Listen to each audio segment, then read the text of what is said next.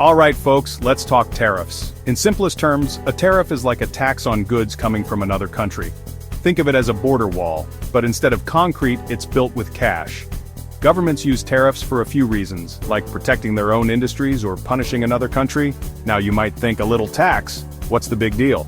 Well, my friend, that's where you'd be wrong. Tariffs can make things more expensive for businesses and consumers.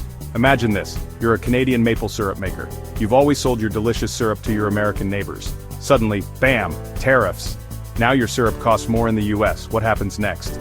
Well, your American customers might buy less syrup or switch to that weird corn syrup stuff. Either way, you're stuck with a sticky situation. And that, my friends, is just the tip of the tariff iceberg. So, how did we get into this whole tariff mess with Canada, you ask? Buckle up, because it's a wild ride. It all started in February 2025 when the Trump administration decided to play tariff roulette with Canada, Mexico, and China. They slapped a 25% tariff on imports from all three countries. Canada and Mexico, understandably miffed, decided to play hardball. They threatened retaliatory tariffs and even sent troops to their borders.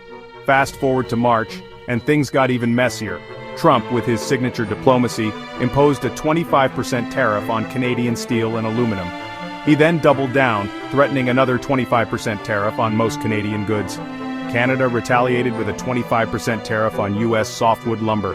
The situation in Point Roberts, Washington, perfectly illustrates the absurdity of this trade war. This small peninsula, separated from the mainland U.S., relies heavily on Canadian tourism. With the new tariffs, businesses are struggling and residents are feeling the pinch.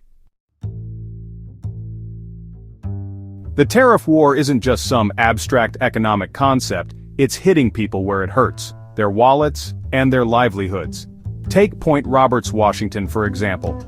This tiny community, isolated from the rest of the US, depends heavily on its Canadian neighbors. But thanks to the tariffs, Canadian tourism has plummeted.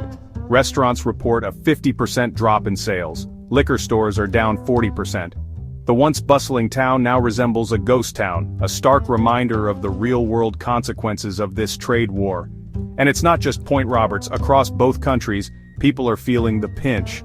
Remember that Canadian maple syrup? Well, now it's more expensive for American consumers. And that's just one example. From cars to lumber to agricultural products, the tariffs are driving up prices on both sides of the border. The tariffs are like a slow poison, gradually eroding the economic well-being of everyday people. Now let's talk about the economic fallout of this tariff tiff. It's not pretty, folks. Economists predict a 0.7% reduction in US GDP growth and a jump in unemployment to 4.5%. That's right, folks. More unemployed Americans thanks to these tariffs. And what about Canada? Well, they're feeling the heat too. The tariffs are disrupting supply chains, increasing costs for businesses, and hurting their export market.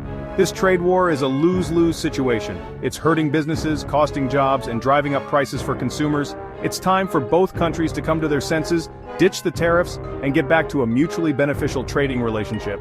Because right now, the only winners in this trade war are the folks who sell "I survived the US-Canada tariff war" t-shirts.